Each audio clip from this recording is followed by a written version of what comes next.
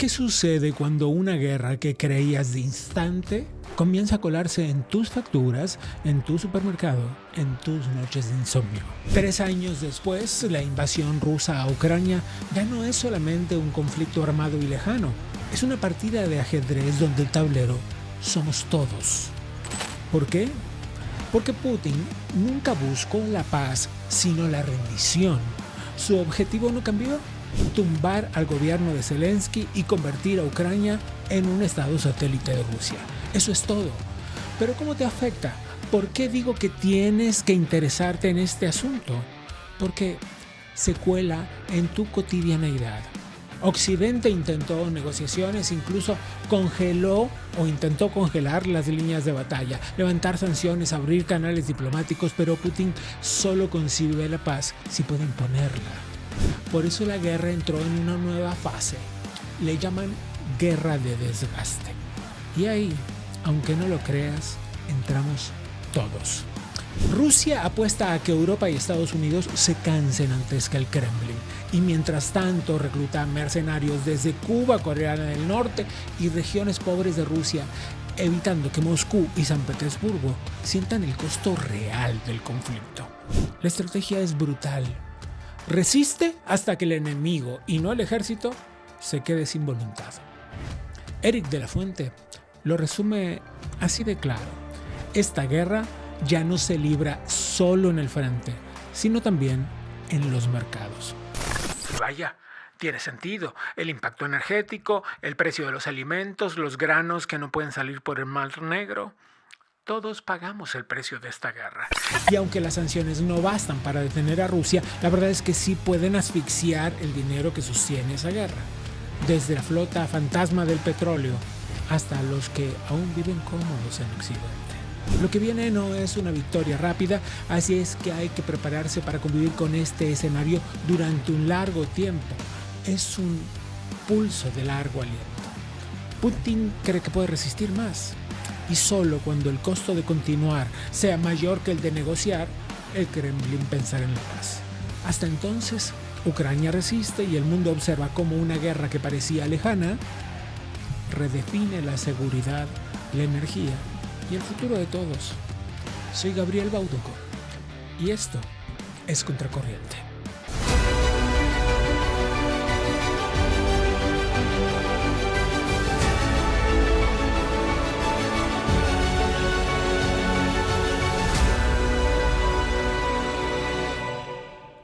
¿Es la invasión rusa una guerra sin final?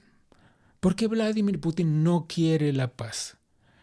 Todas estas preguntas no son difíciles de hacerse si tenemos en cuenta que en los últimos días Rusia hizo una nueva alzada en los ataques contra Ucrania con 450 drones y 45 misiles que no solo dejaron muchas muertes civiles, sino además estuvieron enfocadas en destruir infraestructura energética, principalmente electricidad y gas. Estas preguntas son muy difíciles de responder, pero son necesarias porque afectan nuestra vida cotidiana mucho más allá de lo que te imaginas. Incluso para quienes vivimos en América, y esa nos parece una guerra que está del otro lado del mundo. Por eso, desde el Adam Smith Center for Economic Freedom abordamos estos temas, para tomar conciencia del mundo en el que vivimos y para tomar decisiones respecto del mundo en el que queremos vivir. Para todo esto tendremos una conversación con alguien que sabe muchísimo del tema.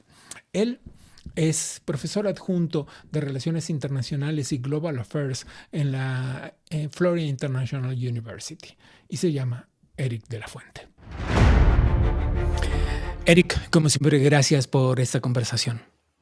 Muchas gracias por invitarme. ¿Cuál es la situación hoy de la guerra, de la invasión de Rusia en Ucrania?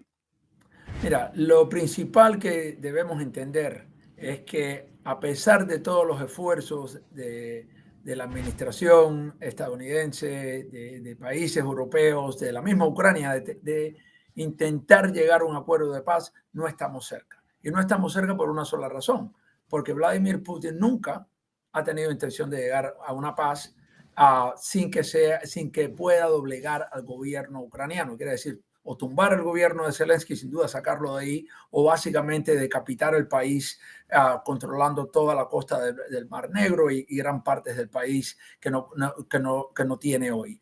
A pesar de que se le ofreció en negociaciones que congelar las líneas de guerra hoy en día, donde Rusia tendría hasta 20% de Ucrania, casi 20% de Ucrania, de levantarle sanciones, de liderar muchas otras cosas más contra Rusia. Putin no quiere, y eso yo lo he dicho desde el principio, porque ese no es su objetivo. Su objetivo es tumbar el gobierno de Ucrania, poner un Estado que sea como Bielorrusia, que básicamente le sirva al Kremlin, y eso no lo tiene, lo cual él todavía considera eso una derrota. En consecuencia, ¿crees que algunas cosas que ha dicho el presidente Donald Trump sobre sus intenciones de actuar como mediador y terminar esa guerra no son posibles en un corto o mediano plazo? Yo creo que es importante que la administración de Trump siga usando lo que siempre le dicen que es la paz con la fuerza, ¿no? De cierta manera, que siga siendo el agente de paz, querer ser paz, que queda claro hoy en día, finalmente le queda claro al mundo que es Putin el que no quiere, ¿no? Porque el presidente Trump se reunió con él en Alaska, hubo intención de tener una reunión en Turquía antes, y de hecho se propuso para ver si se podía tener una reunión en Budapest, ¿no? En la de Alaska no tuvo frutos, y como ya vimos, y las otras no se llevaron a cabo. Pero eso tiene que ir acompañado de que el Kremlin tenga claro de que Estados Unidos, junto con los países de la OTAN, si Putin no toma la vía de la paz, como se le ha ofrecido, de nuevo, bastantes ventajas para él, es una forma de Ucrania ceder y que Rusia pare la guerra, ¿no? Si no pasa eso, que para mí siempre me ha quedado claro que él no lo iba a hacer porque él piensa que puede ganar todavía más, aunque mueran mucho más rusos y ucranianos, que tenga claro que la ayuda a Ucrania entonces se va a mantener, porque como entiende él, y que Ucrania va ahora a tener más libertad de poder dar dentro de Rusia, porque esto es un tema fundamental. ¿Por qué es que Putin continúa la guerra? Él continúa la guerra basado en premisas que él ha calculado. Como no funcionó tumbar el gobierno de Kiev al principio, y como no puede tomar Ucrania, se ve que las tropas rusas no avanzan a pesar de toda la ventaja numérica que tiene. La estrategia de él es, el occidente va a dejar de ayudar a Ucrania en algún momento. Le llaman la guerra de desgaste, ¿no? Sí, la guerra de desgaste. Y la guerra de desgaste porque él está dispuesto a seguir mandando mercenarios que han venido de Cuba. Hay se cuentan alrededor de unos 20,000 soldados cubanos de Corea del Norte, que también 20,000, yo creo que los cubanos pasarán eso, de otros países en menor número, y también él busca en zonas más pobres de Rusia, Siberia, zonas más en el este o de países de Asia Central. No quiere tocar Moscú y San Petersburgo. Mientras él tiene, y los ciudadanos rusos viven su vida en sus ciudades sin sentir mucho la guerra, por lo cual creo que es importante que Ucrania tenga por lo menos la habilidad, no contra civiles, pero que sí haya disrupción en la vida cotidiana de la población rusa, no para matar civiles, estoy hablando en plantas eléctricas, en infraestructura, etcétera, para estar claro. Sí, ataques, ¿no?, estratégicos, pues. Estratégicos más adentro, y que aquellos países que le estén enviando tropas a Rusia, como lo es Cuba, por ejemplo, sientan la presión total de Estados Unidos por eso, porque básicamente no son actores pasivos, son actores activos en esta guerra. Además de, por último, te iba a decir, la sanción que ha empezado ahora la administración de Trump a apretar, pero todavía quedan varias herramientas ahí también para cortar el dinero que facilita esta guerra. Te propongo empezar a separar temas. Hace un momento dijiste que hay muchas más muertes del lado ruso que del lado ucraniano.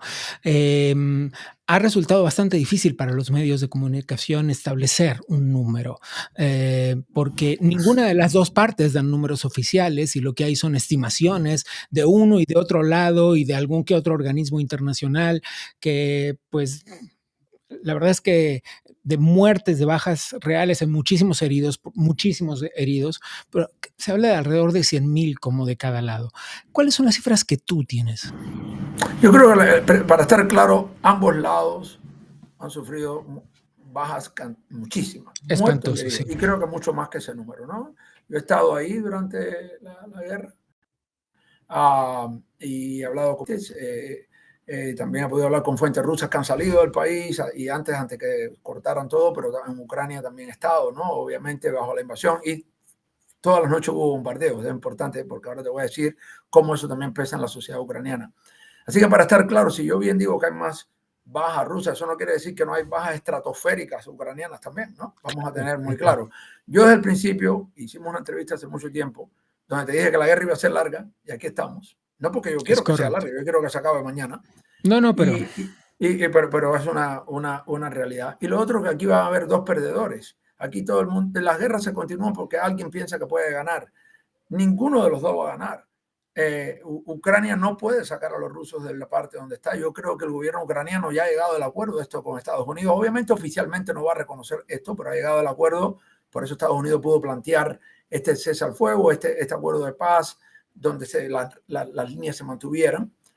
Pero los rusos tampoco pueden avanzar, y lo hemos visto, no es porque lo diga yo. ¿Dónde han avanzado los rusos en el último año, por ejemplo? Y de hecho la mayoría de este territorio se tomó al principio de la guerra.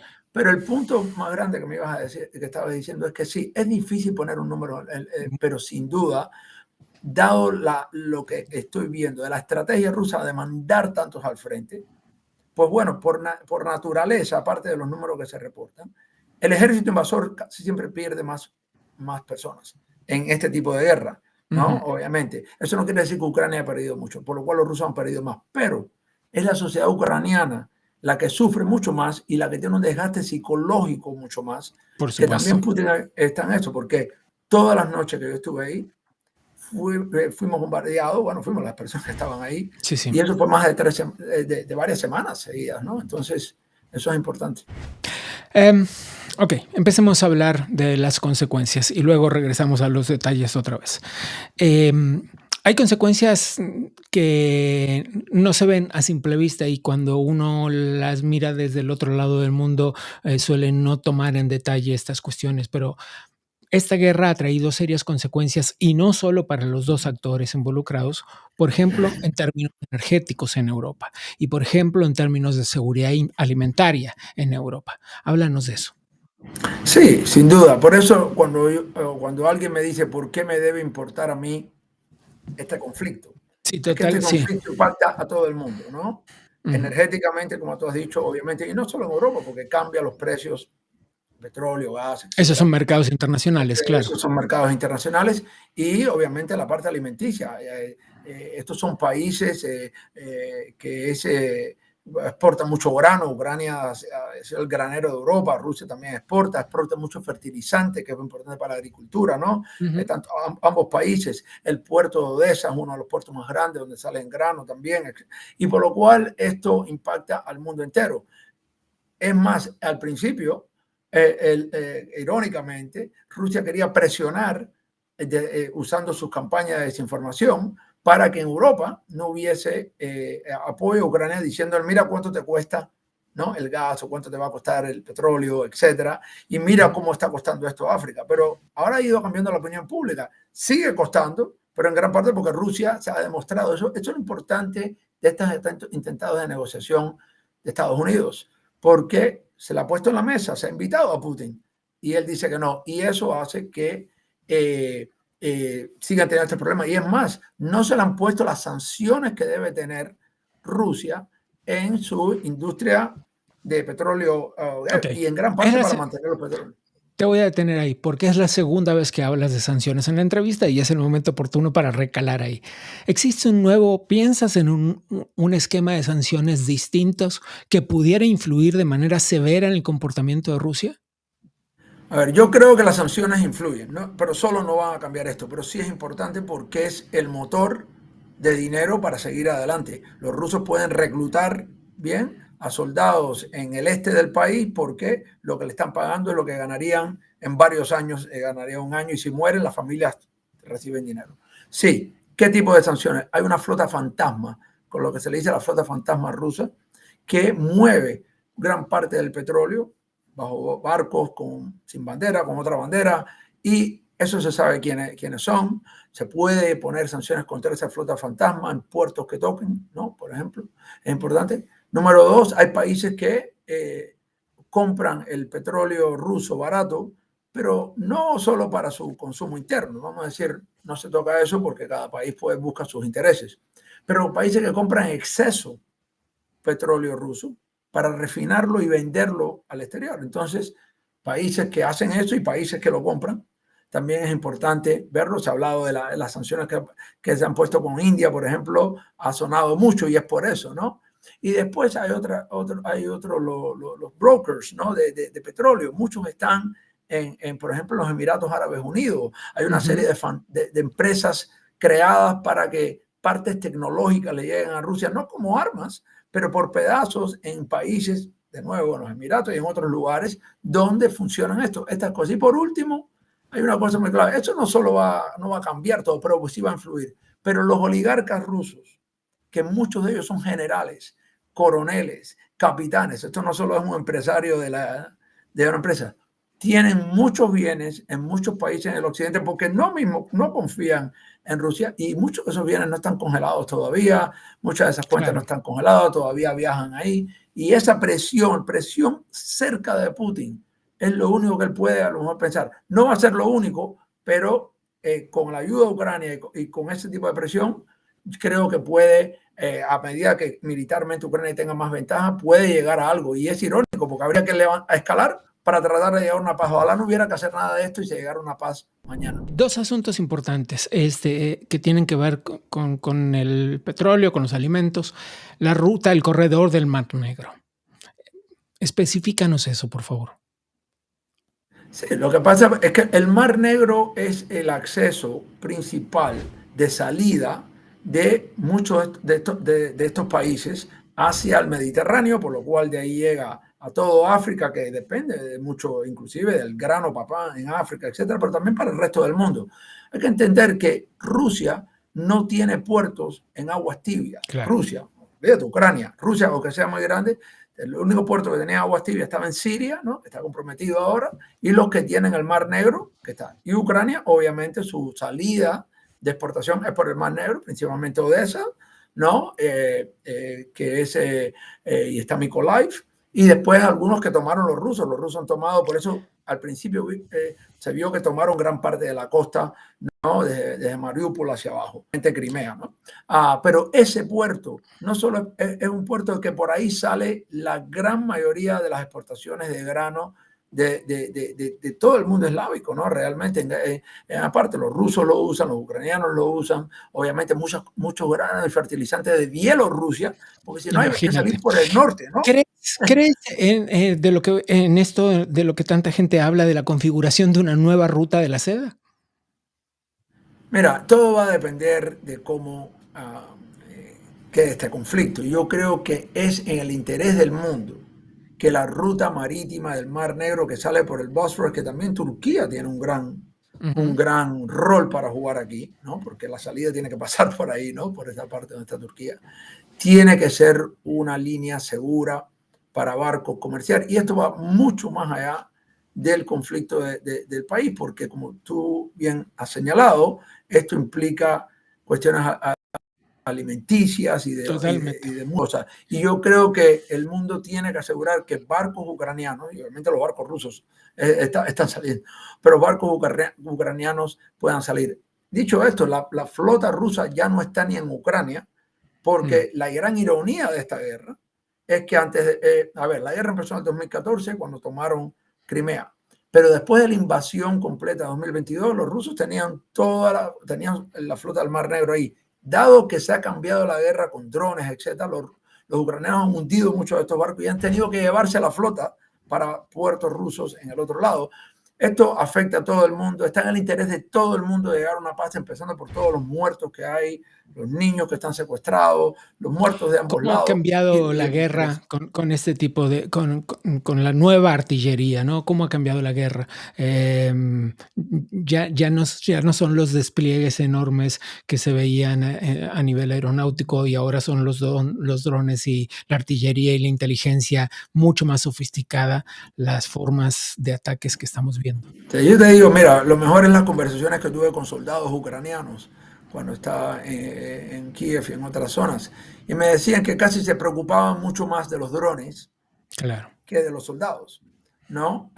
Y los rusos ni hablar, porque los rusos en gran parte no pueden avanzar por grandes números, no solo porque las defensas ucranianas, obviamente, de Estado de Defensa, pero porque Ucrania realmente ha desarrollado un ejército de drones que puede Totalmente acabar con el tema del soldado. Y pero si tú ves, no hablamos ya ni de tanques aquí, ¿no? Los tanques que No, es que la guerra terrestre ya suena ambos obsoleta. lados, los tanques rusos han sido destrozados, los tanques norteamericanos y alemanes han sido destrozados porque los rusos también han evolucionado. La fuerza aérea rusa, los ucranianos casi no tienen fuerza aérea, pero no la ves tampoco. Pero además eso cambia también enormemente el costo de las guerras, porque un dron cuesta la 10ª parte que un tanque.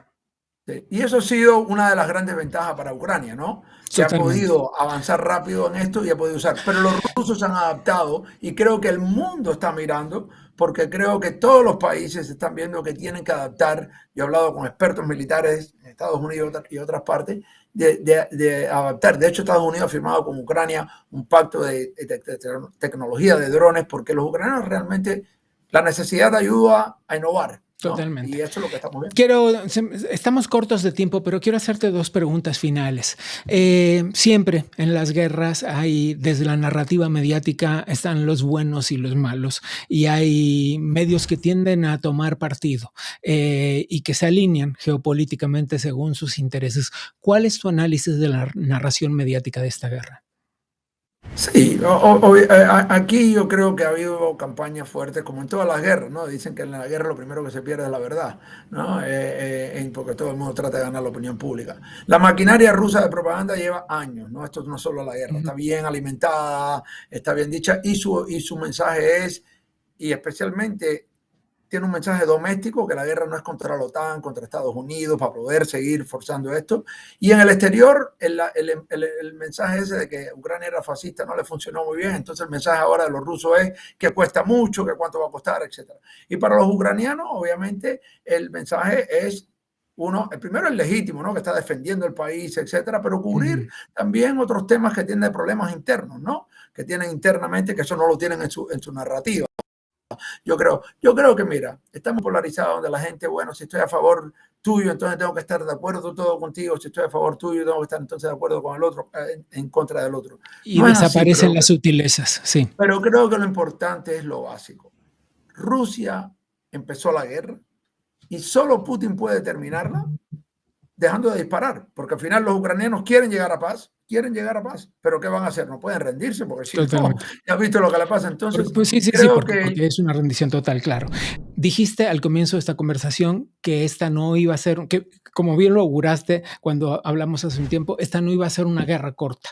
Y no se ve el final pronto. Entonces, ¿cuáles son las consecuencias a corto plazo que ves de la continuación de esta guerra? A corto plazo, más muertes, ¿no? Por ambos lados. Los rusos siguen perdiendo hombres, los ucranianos siguen perdiendo hombres y mujeres y niños. Hay 70.000 mujeres ucranianas en el ejército. Eso es primero que nada. Segundo, es una guerra psicológica terrible, porque ser bombardeado todas las noches hay que vivirlo. Y yo lo viví varias semanas nada más, que es mucho. Imagínate, ya vamos para casi el 4º año, ¿no? Entonces, en unos meses. Y creo que a largo plazo lo que vamos a ver es a qué nivel Rusia piensa que el Occidente va realmente a apoyar a Ucrania a largo plazo, para que ellos piensen que puede ser, para que la sociedad rusa pueda sentirlo o no a largo plazo también, y dentro del círculo de Putin. Si no, vamos a estar aquí mucho más tiempo. Solo vamos a llegar a un acuerdo de paz cuando el Kremlin piense o calcule que continuar la guerra puede ser mucho más costoso. Llegar a un acuerdo, continuar la guerra mucho más costoso que llegar a un acuerdo de paz, y de Putin de pensar que su que a lo mejor su círculo interno le puede generar cierta presión que pueda costarle poder. Si no, seguiremos aquí. La última, rapidísima. Estados Unidos ha puesto cerca de $300,000 en esa guerra, $300 mil millones en esa guerra, y la Unión Europea otro tanto, en una especie de intentar el reemplazo del financiamiento de la guerra. ¿Quiénes son los que seguirán pagándola? Bueno, lo que ha quedado claro es que Estados Unidos va a vender parte de las armas a la OTAN, y muchos países de Europa se han comprometido de que elevarán su presupuesto de defensa, pero la otra cosa es estar preparando para que la industria ucraniana también produzca en esta parte de aquí. Pero el tema hay que mirarlo de esa manera y también de otra. ¿Cuál sería el costo de que Ucrania caiga completamente bajo el mando ruso? Totalmente. Puede ser incursiones en la OTAN, eso puede ser una guerra con la OTAN, lo hemos visto, drones rusos entrando en territorio de la OTAN, ha habido No, y la permisividad problema. global de un autor tan autoritario, de un actor tan autoritario como ese. Exacto, entonces. Gracias, Eric. Me encantaría decirles que aquí vamos a dejar el tema, pero eso no es así, porque seguramente en los próximos episodios tendremos que volver a abordarlo, porque esto no termina aquí y porque las implicaciones que tiene para nosotros son mucho más complejas de lo que parece. Esto fue todo por hoy. Soy Gabriel Bauduco y a nombre del Adam Smith Center for Economic Freedom les doy las gracias por habernos acompañado y les pido que nos acompañen la próxima.